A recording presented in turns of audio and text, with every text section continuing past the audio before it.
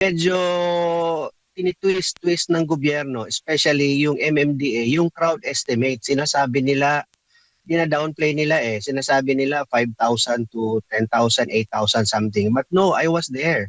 No? It could even reach 100 or even 100,000 or more. Ang daming tao doon.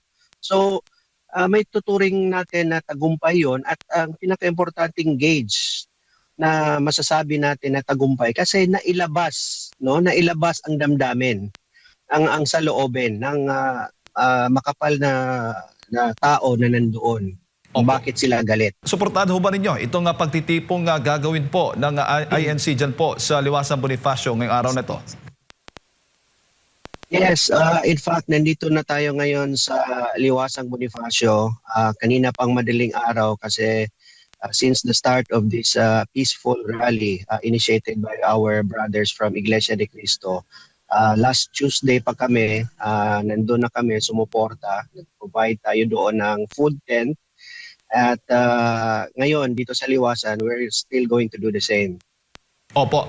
Ano naman po ang masasabi po ninyo sa mga panawagan na pinaglalaban po ng INC o meron din hong ibang panawagan din ang grupo po ninyo?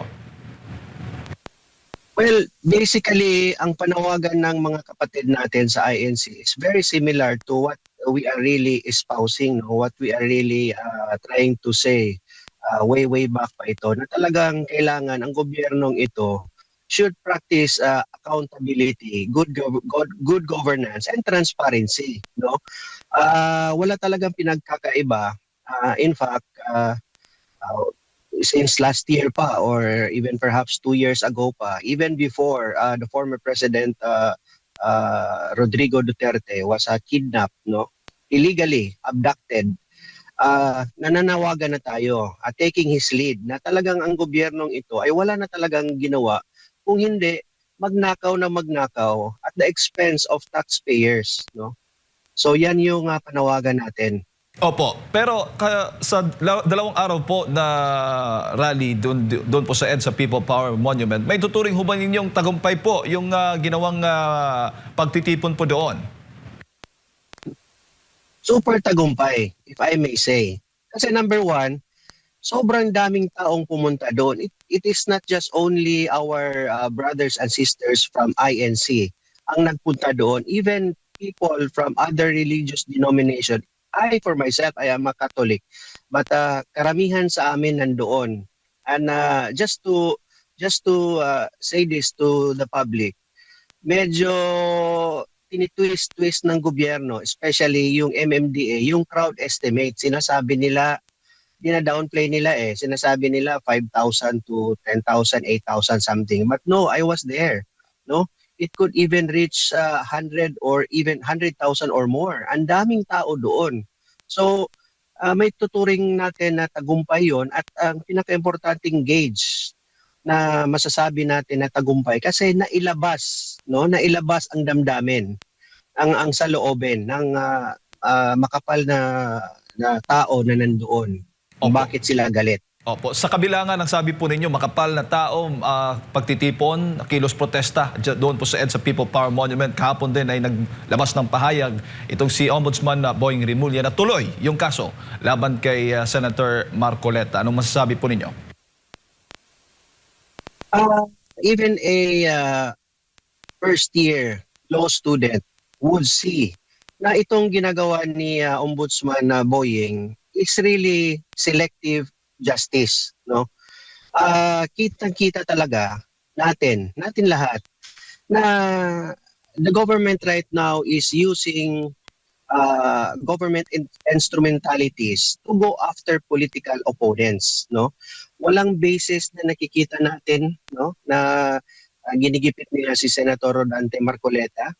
This is just purely because Senator Rodante Marcoleta inexpose niya itong malawakang flood control scandal, no? So yan ang tingin natin. Opo. May mga reports, may mga kumakalat po na mga balita nga na baga smokescreen lang daw itong pagsasabing protektahan, suporta kay Senator Marcoleta. Meron pa ng mas malalim pa na panawagan ang iba't ibang grupo na nagrarally po ngayon. Ano po ang masasabi po ninyo? Okay. So, I don't think that is correct, no? This is not a smoke screen, no? Kasi, kung makikita mo, even if you do a random interview dyan sa mga gilid-gilid, sa mga sidewalk, even na ordinary balot vendors and all those vendors there, kahit sino, galit na ngayon ang mga tao dahil dito sa uh, flood control na scandal, no? And other forms of corruption na nandyan ngayon sa gobyerno. So meaning to say, kahit ano pa ang mga sasabihin nila, like say for example they're telling the public na smoke screen daw ito kasi nalalapit na daw yung impeachment hearing ni Vice President Sara Duterte. I would definitely say no. Ang mga tao since last year and a year before that galit na sa korupsyon. So this is not a smoke screen na sinasabi nila. Sir Wendell, bago ko lang ipasa kay partner Admar, kung ang tinitingnan po ng ibang grupo o ng mga kritiko po ng rallying ito ay baga marami daw collateral damage ang nangyari. Baga nagdulot ng abala sa mga kababayan natin, sa taong bayan, yung pagtitipong ginawa nga ng iba't ibang grupo sa pangunguna ng INC. Sa inyo pong panig, ano hong masasabi po ninyo? Yeah, I don't think nag-cause ng sobrang inconvenience sa publiko itong ginagawang protesta, peaceful protest ng ating mga kapatid sa iglesia, no? Kasi alam naman natin yung INC, no? Pag sila ang magsasagawa ng activity, very well organized. In fact, sobrang dami silang mga marshals, meron silang sarili nilang mga street cleaners, may mga food tents na well organized na sa gilid lang. So kahapon and last Tuesday nandoon kami buong araw. Kita namin na very organized. And just to remind the public, no, during the time when Kiko Aquino D, the Trillion Peso March rally in EDSA, sobrang daming tao din doon. Naka-cause din yun sila ng grabing traffic and everything pero hindi sinita ng gobyerno. Why is there such thing as selective judgment on rallies from opposing sides? So yun lang ang sinasabi natin.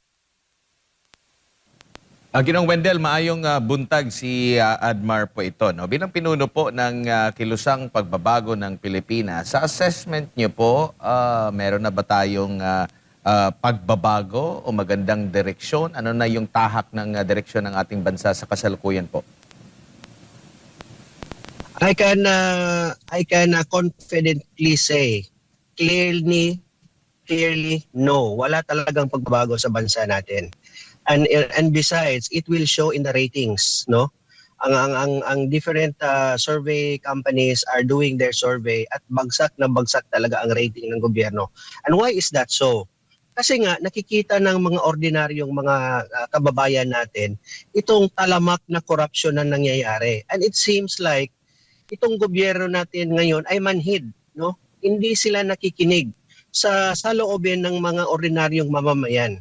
They are trying to turn a deaf ear sa mga reklamo. Parang wala lang sa kanila, no? Pakapalad na lang talaga ng mukha ang ginagawa ngayon.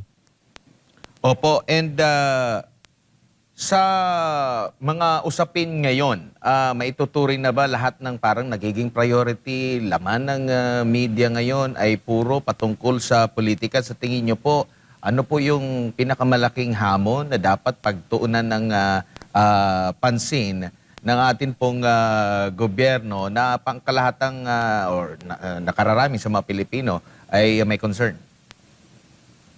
Yeah, number one, let's start with dapat ituloy nila ang investigation ng flood control project. Itong problema ng korupsyon dito sa flood control project. Nasimulan na ito eh.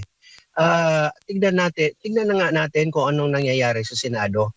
Isa-isa nilang fina-file ng kaso itong mga senador na nagsusulong nito. And next in line of that is Senator Marcoleta, which was once the chairman of the Blue Ribbon Committee. Itong mga Brave Marines natin, 22 Brave Marines are ready. Naka-ready lang talaga sila to speak the truth and to ihayag itong lahat ng mga hawak nilang mga ebidensya. But why is it that government right now is trying to stifle, no? Pinipigilan nila na mailabas ang katotohanan. So let's start with that first, no? Ipagpatuloy natin itong mga investigasyon na dapat maganap. At pangalawa, kailangan makinig ang gobyerno sa galit at sa sentimiento ng taong bayan.